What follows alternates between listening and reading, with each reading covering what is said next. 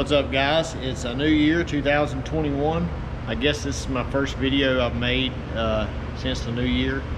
We've been so busy, I've not really had a chance to put any time on customers' cars for all the web orders and different pieces that we have to make coming in. But I did get a chance to start working on the Audi behind us here. The first thing I did yesterday, I had the engine sitting on my crib blocks here. Pulled all the old cold piping off of it, the manifolds, little baby turbochargers. I don't know what these are, but they are tiny. See that little turbine wheel in there? Got all that stuff off and got the engine set back in the car. We had to, there's the mount right there. We had to put some updated mounts on this to elevate the back of the transmission a little bit, because the angle was too far down and it's still down a little bit too much for my liking. But we've got it raised up right now, but whenever we put the mounts that are on the car OEM, it puts this manual transmission tail housing a little bit too far down. This car originally did not come with a manual.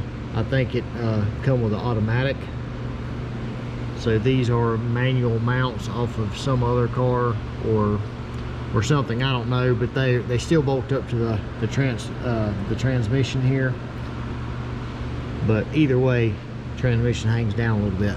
So we're going to put spacers here to keep it held up there where we get a better angle, because this I call it a mid shaft or something that goes from the transmission to the rear end. It's a CV joint style, so it doesn't really matter that it's not perfectly level, because it's just like a half shaft in the front or something. So right now we have the turbos in position, and you can see it is very, very tight in there. There's hardly no clearance at all. And I had this other one in position, but it just kind of fell out of position right when I started filming.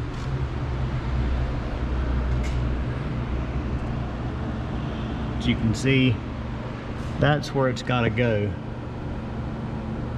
Can't even get the camera up in there really. There we go. But I didn't think it was going to fit. We had the engine set out on the ground. We was holding them up there, and you really could not get a visual at all without putting the motor in, getting it bolted up to the motor mounts, and getting everything set in place. And I was able to take the half shaft heat shields off and get the turbos up in there, and put the heat shields back on and kind of get everything set in place. So this other turbo, see, it's kind of fell down right there. I'm gonna see if I can get it back in place with my one hand. Probably won't be able to. Maybe I can.